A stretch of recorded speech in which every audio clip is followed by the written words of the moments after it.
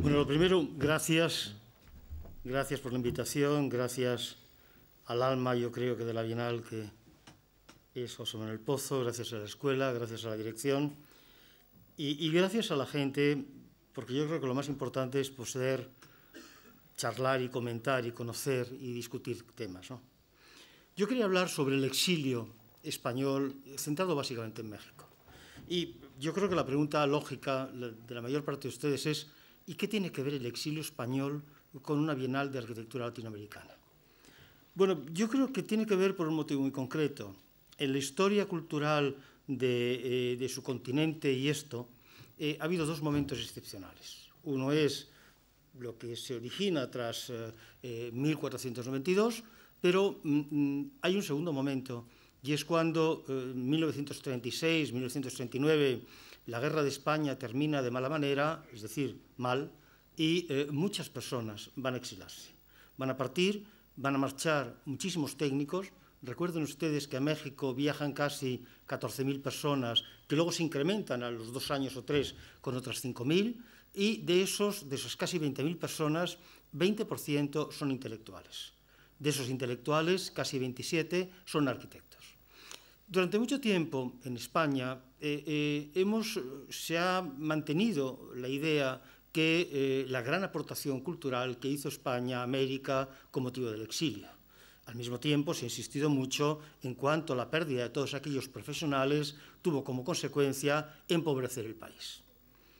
Hace unos años, hace unos 15 años, hubo en España un homenaje al presidente mexicano que favoreció esa emigración, al general Lorenzo. Sí, al general Lorenzo Lázaro, gracias. Y el título del homenaje fue muy bonito. No era México y España, los lazos de dos culturas, no, era una frase lapidaria, era Gracias México. Gracias México, porque México acogió a aquellas personas.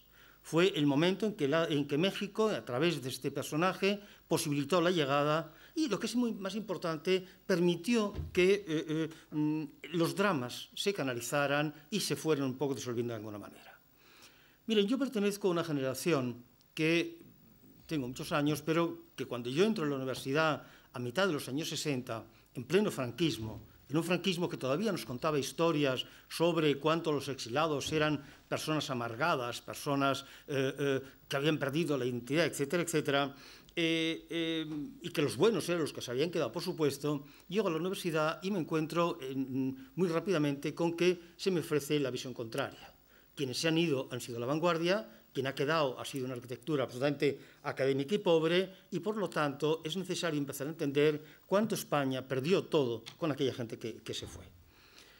El problema está en que cuando empezábamos un poco con los años, todo esto pasa en 5, 6, 7, 10 años, cuando empezamos un poco a cuestionarnos lo que nos estaban diciendo y nos topamos con personas que nos merecían confianza y les decíamos, es que España se quedó en cuadro, España se quedó desnuda, España se quedó sin profesionales, nos contestaban diciendo: mirad, no sabéis lo que estáis diciendo, es posible que los que se fueran muy buenos, pero no os olvidéis que en los años 50 van a aparecer gente como Coder, que ha aparecido Valls, ha aparecido Millán, aparece el joven Bohigas, en Madrid aparece toda esa gente que no es de Madrid, pero que vive en Madrid, sea Francisco Javier de Oiza, sea Cabrero, sea Aburto, y sea Sota, etcétera, etcétera, y nos demostraban cuánto en el fondo la década de los 50 fue, sin duda ninguna, en mi opinión, la década más brillante de la historia de la arquitectura española. Es decir, resultaba que los que se habían ido no eran lo que nos habían dicho. Pero había más. Empezamos a darnos cuenta cuánto, en el fondo, cuando buscábamos en las historias de la arquitectura latinoamericana referencias a los exilados, apenas encontrábamos referencias. Nada se decía, se habían ido 49, nada se decía sobre la mayor parte de estos 49. Sí es cierto que sabemos que Sert se fue a Harvard, sí es cierto que Martín Domínguez triunfa en Cuba, sí es cierto que durante unos años Antonio Bonet Castellana va a marchar a Buenos Aires y va a triunfar. Es cierto que, bueno, en el fondo yo creo que no sé, el gran constructor español que llega a México, su primera obra la hace en México y no la hace en España. Es decir, Candela, cuando ha marchado en el 39, no tiene obra más que unas cuantas trincheras que ha hecho dentro de los años de guerra. Por lo tanto, yo creo que podría casi considerarse un arquitecto en algún sentido mexicano. Pero es evidente que llevamos una cierta sorpresa porque no vemos, pensamos. En España siempre pensamos que nos tienen manía y, por lo tanto, si los latinoamericanos no hablan de esto es porque nos tienen manía. Hace unos años se celebra en España una exposición sobre el exilio. En España, ustedes quizá lo están viendo en la prensa, ahí empieza a recuperarse la historia perdida, se busca una memoria perdida, se busca saber qué pasó después de la guerra, se buscan, por ejemplo, las fosas comunes donde mucha gente fue asesinada después de la guerra, y se busca también entender lo que es el tema del exilio. En ese tema del exilio, yo creo que fue hace 12 años o 10 años más o menos, dos estudiosos, un estudioso mexicano y un estudioso venezolano, montan, con la ayuda del Ministerio Español, una exposición sobre la arquitectura del exilio. La exposición realmente fue un gran acontecimiento. Se nos enseñaba qué había pasado con esos 50 personajes, pero en realidad era mucho más un canto al exilio que no un canto a la arquitectura. Con aquella exposición se daba satisfacción a las familias, se enseñaba en un catálogo donde cada uno tenía 2 páginas y donde en la exposición, cada arquitecto, cada uno de los 50 tenía 2 paneles, es decir, la democracia absoluta, y se nos enseñaba lo que había pasado con aquella gente. Pero claro, a mí me interesaba no tanto el homenaje a las familias, me interesaba hablar de arquitectura. Yo no creo que de aquellos 50 que se marcharon, todos tuvieran la misma intensidad, ni que todos tuvieran la misma importancia, ni que todos aportaran a la historia de la arquitectura lo mismo. Y por lo tanto, empezamos a plantearnos la necesidad de una reflexión sobre cuál era realmente lo que se estaba planteando. Quisimos empezar, digo quisimos porque empezamos a constituir más o menos un pequeño grupo que intentamos marchar hacia adelante, intentamos comprender básicamente 3 problemas. En primer lugar, quienes se fueron, ¿quiénes eran? No digo nombres y apellidos, quiero decir, arquitectónicamente hablando, no políticamente, que no me interesaba nada, arquitectónicamente hablando, ¿qué posiciones tenían en España?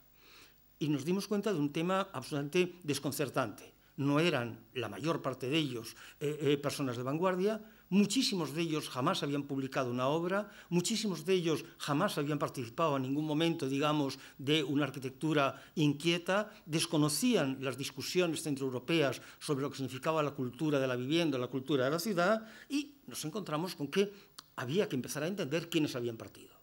Pero había un segundo tema que nos interesaba igualmente, y era, ¿dónde llegan, qué cultura hay?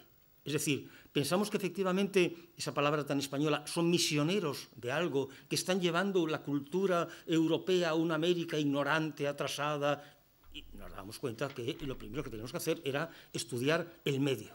Y nos llevamos una sorpresa, como ahora comentaré, absolutamente importante, porque empezamos a ver cuánto en esa América existía un conocimiento y existían unas directrices y existía una reflexión igual de importante que podía haber en muchos países europeos. Y el tercer problema que nos planteamos fue el de la integración. Habíamos oído decir sistemáticamente la necesidad de integrarse. Habíamos oído, por ejemplo, de contar cuánto los teóricos españoles aconsejaban, recriminaban a los españoles que estuvieran siempre entre ellos, que no se integraran en la sociedad donde llegaban, que no jugaran, digamos, las cartas y, de hecho, incluso se decía la mala suerte que tengamos que hablar la misma lengua porque, gracias a que hablamos la misma lengua, no necesitamos en absoluto integrarnos y podemos seguir totalmente marginados. Toda esa situación partía además de un tema importante, y estábamos manejando tópicos, estábamos manejando lugares comunes, estábamos manejando palabras vacías. Cuando nos referimos a esa palabra terrible y maldita que es la modernidad, desde que Kant la empieza a definir, por modernidad entendemos cualquier cosa. Y en realidad lo que yo creo que es importante es señalar cuánto la arquitectura de los años 20 o 30 se caracteriza precisamente por la complejidad. Si hoy tuviéramos que definir modernidad de alguna forma sería por complejidad, porque la modernidad no es el movimiento moderno. El Europa de los años 20 o 30 no es únicamente una línea, no son los discípulos de Le Corbusier, no es la gente que está próxima a Le Corbusier, sino que, por ejemplo, hay líneas totalmente distintas. Como ustedes saben bien, es verdad que Le Corbusier es movimiento moderno, es verdad que Gropius es movimiento moderno, pero no olviden ustedes que Adolf Loos no es movimiento moderno. No olviden ustedes que, por ejemplo, Terragni no es movimiento moderno. No olviden que, por ejemplo, Bruno Taut no es movimiento moderno, porque están defendiendo supuestos distintos y criterios diferentes. Que rechazan la academia y rechazan la modernidad, no les quepa duda, pero en el debate sobre la vivienda, en el debate que se plantea sobre cómo unir la vivienda y configurar el bloque, cómo maclar la vivienda en el bloque y a su vez cómo articular el bloque creando ciudad, existen opiniones y criterios muy diferentes, como si ustedes repasan, por ejemplo, en el tema de vivienda, el CIAM II de Frankfurt, o repasan, por ejemplo, el CIAM III de Bruselas del año 30, se dan cuenta cómo las soluciones son distintas. Todo eso era importante porque, evidentemente, cuando hablamos de la modernidad española, Barcelona nos ha hecho durante mucho tiempo una trampa que yo creo que ya se disipa. Se habla de modernidad aquellos que se parecían a Le Corbusier, es decir, al Catepac, pero los que no son Catepac no son modernos, lo cual era, luego se matizó, había una modernidad ortodoxa y una modernidad heterodoxa. Naturalmente la buena, la ortodoxa era la mía, decían ellos, y la heterodoxa es la de los otros. Yo creo que sería mucho mejor empezar a hablar de arquitectos modernos, arquitectos que se plantean problemas, arquitectos que dan respuestas de un tipo o de otro, planteando que nadie es mejor que nadie y que hay soluciones muy distintas. ¿Por qué digo esto? Digo esto porque el problema no es el problema de los gestos, no es un problema de lenguaje, es una forma de encarar los grandes problemas que se definen en un momento determinado. Yo creo que hoy estamos todos de acuerdo que en la cultura latinoamericana de los años 20 o 30 hay un país que, con enorme diferencia con respecto al resto, ha iniciado la reflexión sobre la arquitectura moderna. Y ese país es México. Al poco, a partir de Getúlio Vargas, le va a seguir Brasil. Brasil va a plantear una política importantísima de construcción de viviendas para clase media. México todavía está reivindicando lo que es la vivienda mínima, la vivienda social, la vivienda obrera, pero Argentina entrará solo muy después. Perú, a través de ese arquitecto excepcional que es Fernando Belaúnde, va a jugar a sí mismo una serie de cartas, y países como Colombia, países como Venezuela, pues Carlos Raúl Villanueva, el taller de arquitectura del Banco Obrero, el Tabo, etcétera, etcétera, van a ir jugando poco a poco.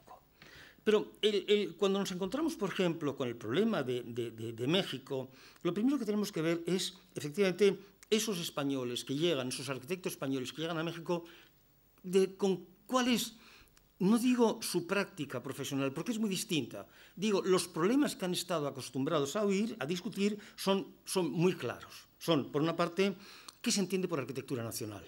En segundo lugar, cómo se entiende fundamentalmente la voluntad por modificar una construcción artesanal y dar el paso hacia una construcción racional. Si quieren ustedes, el taylorismo, la economía del gesto, conduce primero hacia lo que es la estandarización y a continuación, recuerden otra vez el CIAM del 29 de Frankfurt, Ernst Mayr, etcétera, etcétera, hacia la industrialización de la vivienda.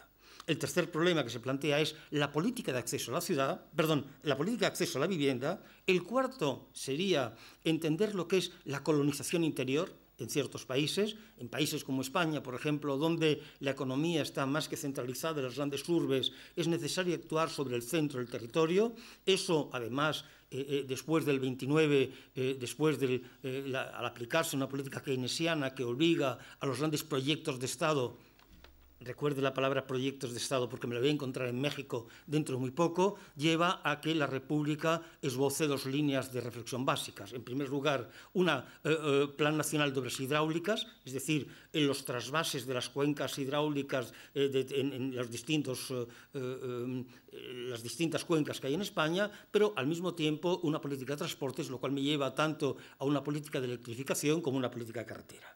Y eso lleva, en un quinto punto, a la necesidad de empezar a entender cuánto la ordenación, el crecimiento de las ciudades, superado el ensanche del siglo XIX, se tiene que plantear en términos fundamentalmente de definición de lo que es la extensión, es decir, en primer lugar el plan comarcal y en segundo lugar el plan regional. Claro, esos 5 puntos que les comento, cada uno de ellos serían de enorme discusión. El tema de la arquitectura nacional, en España sabemos que en Cataluña, por una parte, Domènech Muntaner en el año 83, en 1883, hablaba de lo que era una arquitectura nacional. Sabemos que Lampérez, por ejemplo, en Madrid, también se plantea el mismo tema. Pero en América, el problema de la arquitectura nacional... Creo que había metido la pata. Es un gesto de fascinación. Bueno, perdón. Pienso que metí la pata. Sí, El chojo del ascenso. Admiración. Bueno, perdón. Quiero decir, en América el tema se está planteando de una forma distinta. Hay 2 planteamientos un tanto singulares. Hay un planteamiento de quienes, desde una cierta derecha, superado la reacción contra la arquitectura neocolonial, plantean una vuelta a la cultura indigenista. Recuerden ustedes, por ejemplo, no solamente el papel que va a jugar el National Geographic del año 29 comentando lo que son los descubrimientos de Tucán, etcétera, etcétera. Es cuando Ángel Guido, por ejemplo, va a jugar también con esa reivindicación de una arquitectura indigenista. Recuerden ustedes el pabellón de México, por ejemplo, en la exposición de Sevilla el 29, pero eso hace que en el fondo estamos jugando fundamental y básicamente con una posición nostálgica, reaccionaria, regionalista, etc. En México hay, yo creo que en América Latina hay 2 grandes hombres. En primer lugar va a estar un Vasconcelos, que después de la Revolución va a ser el encargado un poco de plantear la necesidad de entender lo que significa esa especie de cultura mexicana, de entender lo que es la esencia de lo mexicano, y un Vasconcelos que va a plantear fundamentalmente, tras lo que ha sido el porfiriato, etcétera, etcétera, va a plantear, recuerden el concepto mismo de lo que es la raza cósmica, entender cuánto México tiene una identidad y tiene, digamos, unas características especiales. El debate se plantea entonces en torno a la arquitectura popular. En esa especie de lectura sobre la arquitectura popular, Octavio Paz, por ejemplo, en un cierto momento diría cómo México lo que hace es adquirir conciencia de su propia singularidad.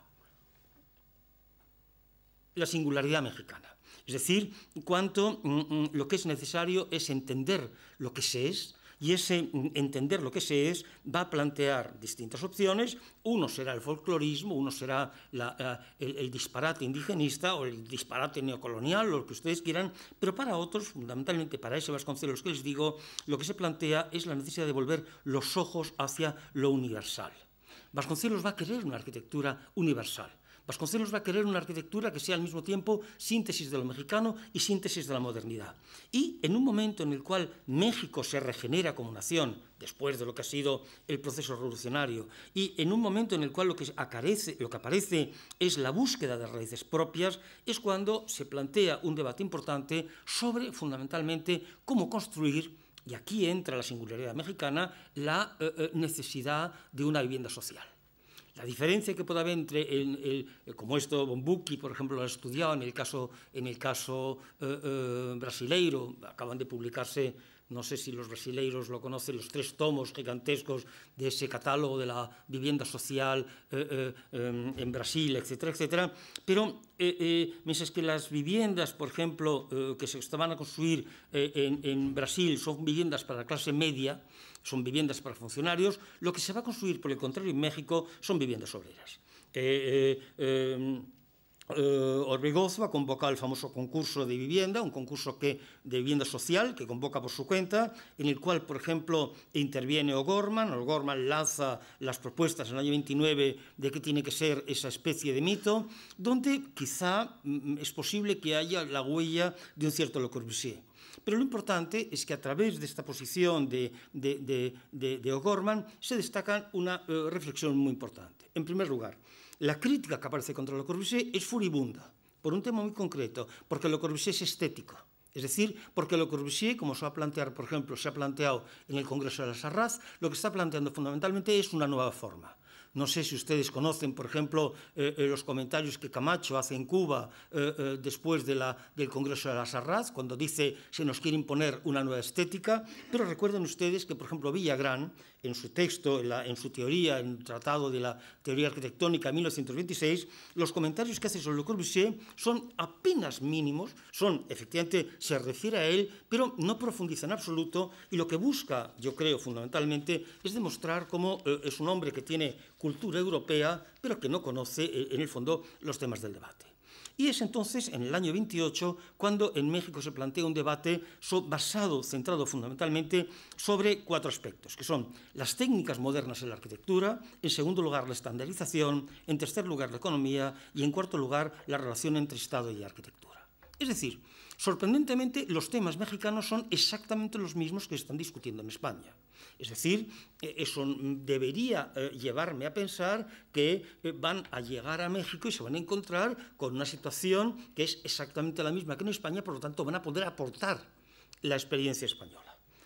Todo esto tiene, ya digo, el concurso de Obregón y el concurso de la vivienda mínima, se organiza un pequeño núcleo de arquitectos concienciados. Ayer se hablaba de Enrique del Moral, Legarreta. Se comentaba en algún momento la frase, ¿se acuerdan ustedes la primera imagen que la brillante intervención de ayer se enseñaba de Legarreta, O'Gorman, Enrique Yáñez, Aburto, etcétera, donde plantean precisamente esos temas? Pero hay un tema que yo creo que es igualmente importante, y es que están criticándose la diferencia que hay entre la arquitectura de una clase, de una burguesía, y la que representa realmente las necesidades del país.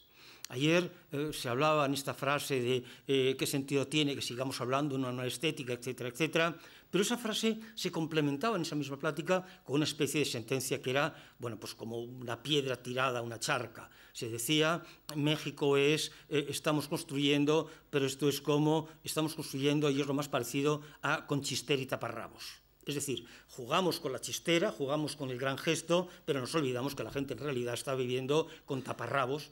Taparrabos, no sé, en los distintos países si comprende lo que quiero decir, pero creo que es expresivo, que es el colmo de la miseria. Todo eso va a ser importante por un problema fundamental, y es que pronto se organiza en México un núcleo de vanguardia, no aglutinado en torno al debate sobre la forma, no aglutinado en torno, digamos, a lo que está siendo fundamentalmente la nueva estética de la Sarraz, sino fundamentalmente ceñido a algo muy distinto.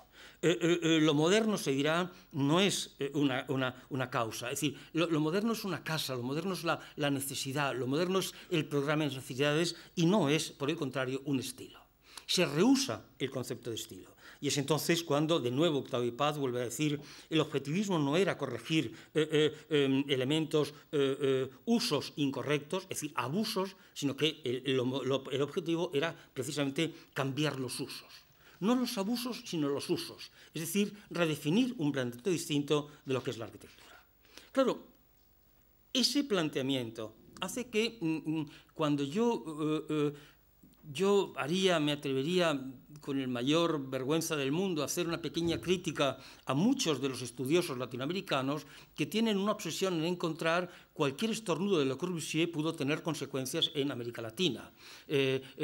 Parece ser que si no llega a existir Le Corbusier en América Latina no hubiera nunca habido arquitectura, cuando la realidad nos demuestra una cosa radicalmente distinta, y es que Le Corbusier fue, sea a Montevideo, sea a Buenos Aires, sea a Bogotá, sea donde ustedes quieran, lanzó en una pequeña servilletita, unos dibujitos a colores más o menos caprichosos y graciosos, pero quienes desarrollaron los planos fueron arquitectos locales.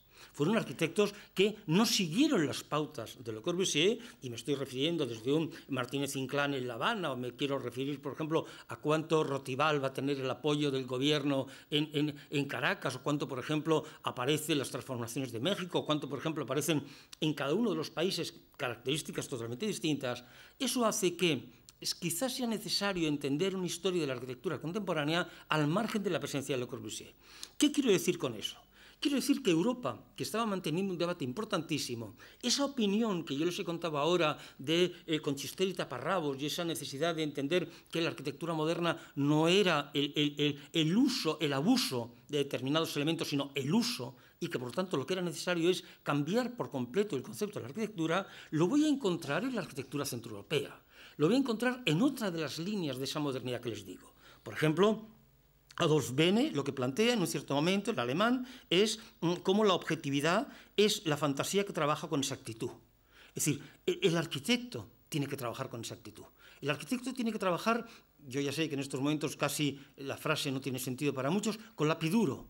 Hay una anécdota muy divertida española, madrileña, de un arquitecto que trabaja con otro, deja de trabajar y años más tarde alguien le pregunta: ¿usted por qué dejó de trabajar con este que era un gran arquitecto? Y la respuesta es una respuesta terrible. Dice: pues porque este arquitecto trabajaba a escala 1.500 y yo trabajo a escala 1.50. En segundo lugar, porque este arquitecto nunca utilizaba la goma y yo lo utilizo mucho. En tercer lugar, porque él trabajaba con un 4B y yo trabajo con un 2H. Yo creo que los tres comentarios están clarísimos. Es esa especie de voluntad por plantear lo que es la objetividad y la exactitud. Y esa objetividad y esa exactitud la llevo a una de las ideas características y permanentes, por ejemplo, en la figura de O'Gorman. O'Gorman va a hablar constantemente de qué es la estética, y la estética de la máquina, no la estética del barco. No la imagen del barco que vemos en la arquitectura moderna, la de la máquina, la de la precisión. Es decir, el debate en esos momentos surge, y recuerden, por ejemplo, Bruno Taut cuando dice: una casa no solo tiene que ser bella cuando se pueden hacer de ellas buenas fotografías. Es decir, la belleza no es, la cualidad de la casa no es la de ser reproducida en fotografías. La calidad de la casa es fundamentalmente la de tener un programa de necesidades. Y México da una lección al mundo organizando, frente a las escuelas de arquitectura, organizando lo que son las escuelas superiores de construcción. Una escuela de construcción donde se va a debatir fundamentalmente, y se dirá en distintos momentos, cómo la casa no es ya un organismo que el hombre construye, tiene que ser un organismo que el hombre construye para aislarse del exterior. Y la frase lapidaria es que en un cierto momento, en una encuesta, lanza un estudiante cuando dice: nosotros tenemos que buscar la eficiencia al precio más bajo. Claro, la eficiencia y el precio más bajo no tienen nada que ver con la estética de Le Corbusier. Le Corbusier puede interesar a un Villagrán, Le Corbusier puede interesar a un Barragán, Le Corbusier puede interesar a quien está construyendo a una clase, pero no quienes están jugando en esos momentos las necesidades fundamentales de otra lógica. Y en este sentido,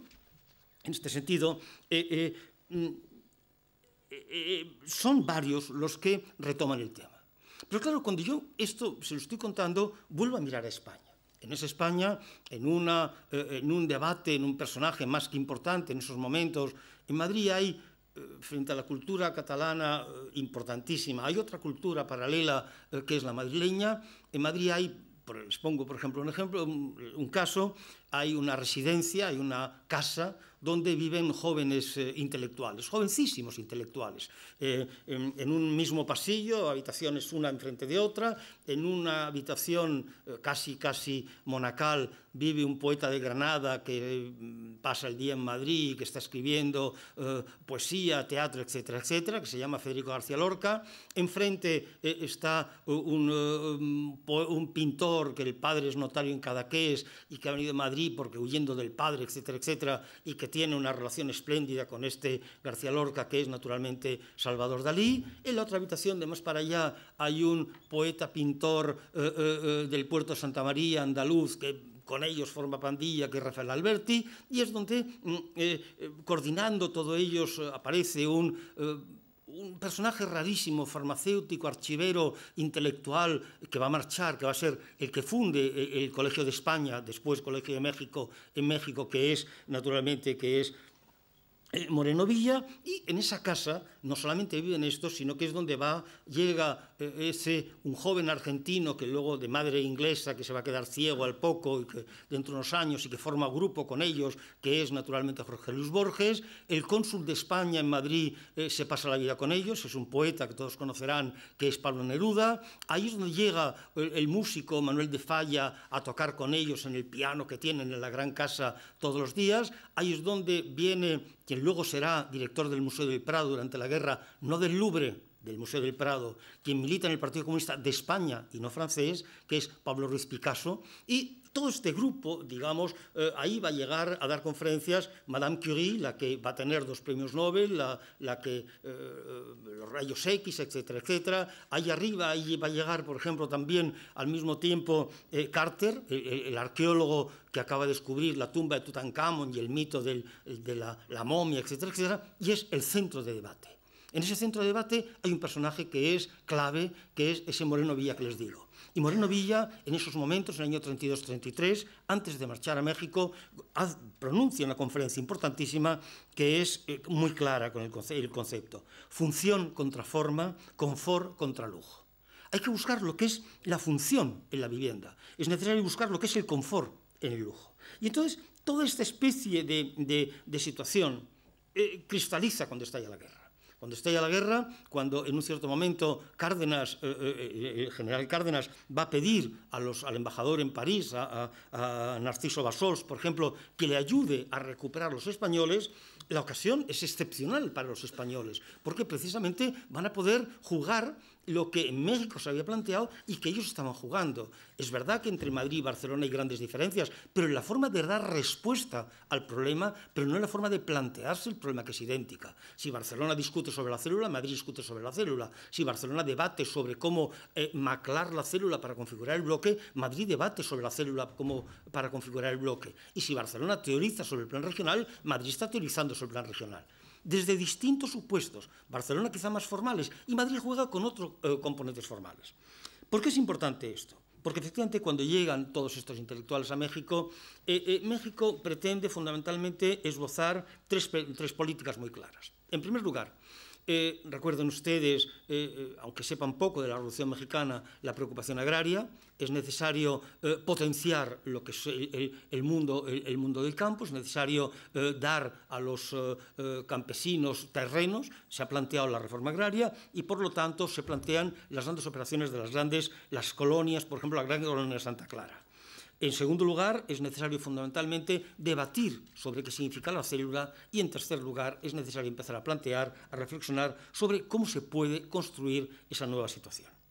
El problema está en que muchas veces hablamos de formas abstractas, por ejemplo, el exilio español en México, y es necesario precisar. Desgraciadamente, Lázaro Cárdenas acaba en el poder, el sexenio de Lázaro Cárdenas acaba en el 40. A partir del 40 va a entrar un gobierno de derechas, que es de Ávila Camacho. Después entrará, no una derecha radical, pero que evidentemente cambia los planteamientos y los beneficios y las ventajas que habían tenido los exilados caen por tierra. A partir de un cierto momento, no olvidemos que, por ejemplo, la política agraria que han tenido cuando Luis Cuevas, que es uno de los grandes ayudantes teóricos de Lázaro Cárdenas, ha planteado lo que es la reforma agraria y ha reclamado que los españoles vayan allí, lo hace con un motivo muy concreto. Van a llegar a México quienes habían colaborado con la República Española en los planes, por ejemplo, de colonización. En 1934, una de esas políticas del Plan Nacional de Obras Hidráulicas que les digo, se ha propuesto la construcción de 8 grandes núcleos de colonización, donde interviene uno de los equipos, Eduardo Torroja, junto con Jesús Martí y junto con Luis Lacasa. Van a plantear no tanto el debate y la discusión sobre qué significa la vivienda popular en el sentido nostálgico tradicional, sino entendiendo que es necesario analizar el programa de necesidades y dar respuesta desde la industrialización. Todo esto lo podríamos llevar, por ejemplo, al caso mexicano, viendo cuál ha sido la experiencia de Aburto con el tema de las casas populares. Martí llega a Cuba, a México, quiero decir, y hubiese sido lógico pensar que Martí se integrara inmediatamente en lo que es la colonia de Santa Clara, pero no ocurre así. No ocurre así, sino que los españoles que llegan a México, insisto, en lugar rompen el compromiso es que no fueran ADF y que se quedaran trabajando en los problemas que en esos momentos tenía México, rompen el compromiso y aterrizan en casi su totalidad, digamos, en lo que es la capital. ¿Cuál es la consecuencia? La consecuencia es más que importante. En primer lugar, esos españoles que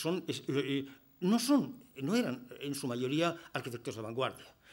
Eran funcionarios municipales, eran funcionarios locales, eran arquitectos cargados de buena fe.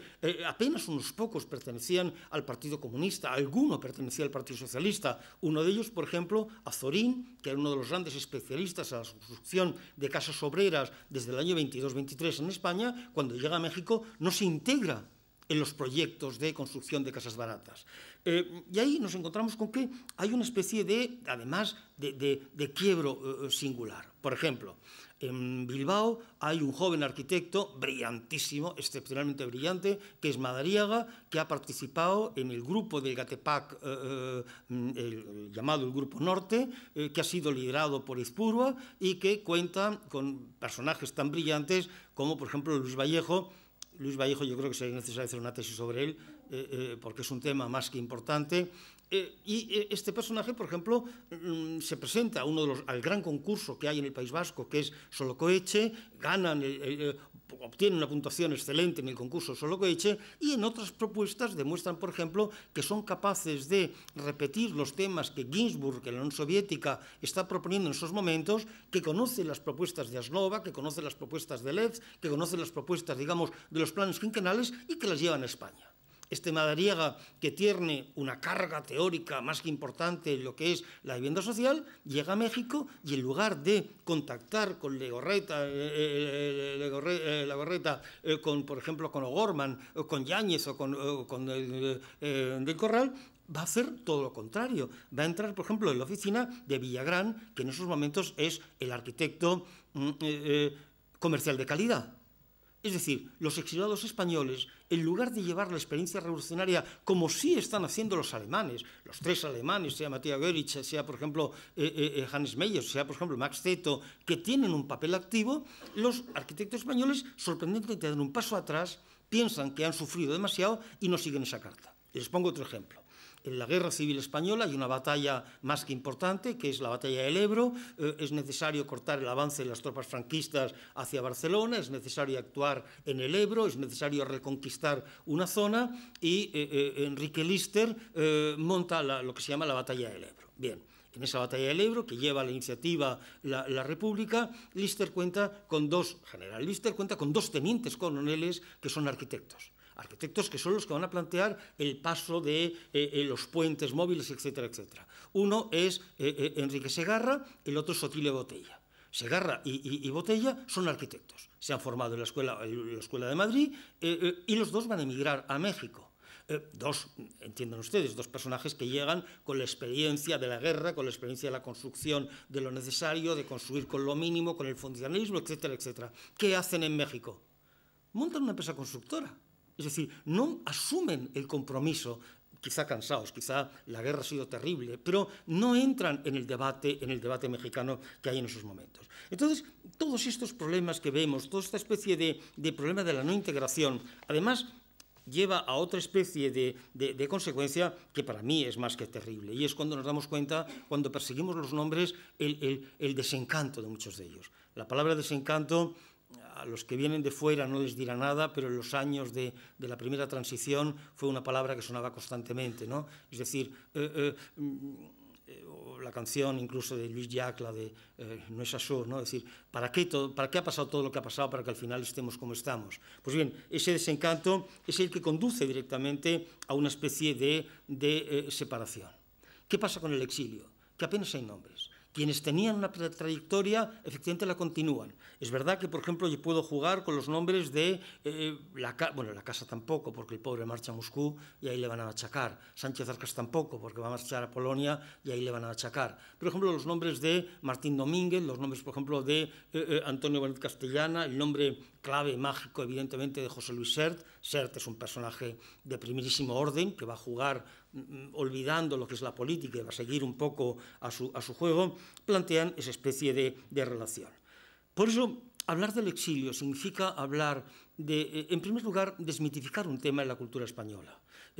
Cuando vemos, por ejemplo, lo que es la historia de la arquitectura mexicana, el papel de los exilados, tú me contabas ayer que en tu hospital los médicos tienen todos nombres son todos hijos y herederos de aquellos médicos que fueron en el exilio. Los arquitectos, quizá haya personas que tengan, tú me contabas Tatiana Bilbao, pero ¿qué ha pasado con el gran Bilbao que ha marchado a México y que no levanta cabeza? ¿Qué pasa, por ejemplo, con Madariaga? ¿Y qué pasa, sobre todo, a partir de un cierto momento? El exilio español tiene una fecha terrible. Clara Lida comenta el tema, dice hay dos momentos claves, uno es la llegada, pero otro es el año terrible del 46-47. Inglaterra, después de terminada la Guerra Mundial, formula la clarísima declaración que no va a intervenir en los asuntos de España. Esto quiere decir que los exiliados pierden la esperanza que Europa o Estados Unidos intervenga a su favor y que se cambie, que se trastoque lo que era la situación del franquismo. Eso hace que los exiliados pierdan la esperanza. Y eso hace que a partir del 49 los exiliados empiecen a regresar. Va a regresar, por ejemplo, va a quedar, quizá el más brillante de los que quedan sea Benlliure, va a regresar, por ejemplo, Bergamín, va a regresar, por ejemplo, Bonet Castellana, van a regresar tantos. Otros no regresan, pero poco a poco abandonan la arquitectura. En el caso concreto, por ejemplo, de Jesús Martí, que les decía, se pasa a la pintura, pero es mucho más una pintura de caballete, de afición particular y no de artista que quiere tener una iniciativa, y todo eso lleva, digamos, a una especie de situación terrible. La situación terrible la comenta, por ejemplo, el gran poeta León Felipe. Un León Felipe que dice, yo no me llevé la canción porque vosotros tenéis el salmo y la canción. Es decir, cuando los españoles, un León Felipe de quien se cuenta, Juan Ramón Jiménez, de quien se cuenta que llevaba siempre en el bolsillo de la chaqueta unas cuantas piedrecitas de Huelva que tocaba sistemáticamente, de repente se encuentran con que han perdido la esperanza y con que han perdido la ilusión. Esa especie de comentario, ya les digo, de León Felipe, es parecido al mismo tiempo al desencanto que se está produciendo en España con respecto a la situación dada. Hay un arquitecto que ha sido importante en un cierto momento, Luis Felipe Ibanco, primo hermano de los Bergamín, colaborador con los Bergamín en la colonia madrileña El Viso, falangista de primera hora, pero falangista, ¿cómo diría yo?, muy desapasionado, muy light, muy intelectual y nada ligado, nunca tendrá ningún puesto, nunca tendrá ninguna ambición, y es un arquitecto que trabajará luego en un ministerio. Cuando escribe en el año 46 a su primo, le dice, comentando la situación de Madrid, le dice, vosotros por lo menos tenéis todavía ilusión. Y la respuesta es la que le da su primo diciendo, tampoco nosotros tenemos ilusión. Lo que ocurre entonces es que el exilio ha significado la ruptura de España. El exilio ha significado no tanto el que se fueran los buenos y quedaran los malos, o que se fueran los malos y quedaran los buenos. El exilio demuestra cuánto en el fondo quien pierde es España. Quien pierde es una gente que no eran arquitectos excepcionales, con la excepción de unos cuantos, que eran profesionales medios normales, que habían adquirido un compromiso tampoco radical y que en un cierto momento se encuentran con que no van a saber qué hacer. Y es entonces cuando, frente a ese mito del exilio, yo encuentro en un cierto momento una frase terrible de Octavio Paz. De Octavio Paz. Frente a quien me ha contado que el exilio fue lo maravilloso, etcétera, etcétera, desde México, y le va a repetir Raúl Sender, la frase es terrible, dirá, lo que natura no da, exilio no presta. Es decir, no por haberse ido son buenos. Y es necesario empezar a entender qué es lo que pasó. A mí me interesa la historia de la arquitectura, no me interesa la historia de las familias. A mí me interesa entender cómo la historia de la arquitectura española se rompe y me interesa comprender qué pudieron, cuál fue la posibilidad, cuál fue la colaboración, cuál fue la participación de aquellos arquitectos, por ejemplo, en lo que era la arquitectura mexicana. Y me di cuenta entonces, con una cierta enorme tristeza, que fue el drama, es que no pasó nada, que todo quedó igual, que el sacrificio fue inútil, que el drama, imagínense ustedes lo que es cerrar tu casa consciente que en 6 horas la van a saquear y que de lo que tú tienes encima de las mesas nunca más vas a volverlo a ver, que tus estanterías van a pasar a mejor vida y que tus libros van a ser quemados o desaparecidos, y esta gente en el fondo marcha a cambio de nada. Marcha para rehacer su vida de mala manera, marcha para intentar sobrevivir, marcha, por ejemplo, tratando entre ellos. Entre varios españoles fundan una compañía constructora, entre otros españoles fundan otra, crean otra, se asocian entre sí, pero no tienen esa preocupación que Masip, por ejemplo, había contado constantemente, que era el problema de la integración. Por eso yo creo que hablar del exilio significa intentar comprender cuál fue la aproximación entre ese mundo fundamentalmente mexicano y cuál fue la colaboración de los españoles. Y esto era un poco lo que yo les quería comentar. Muchas gracias.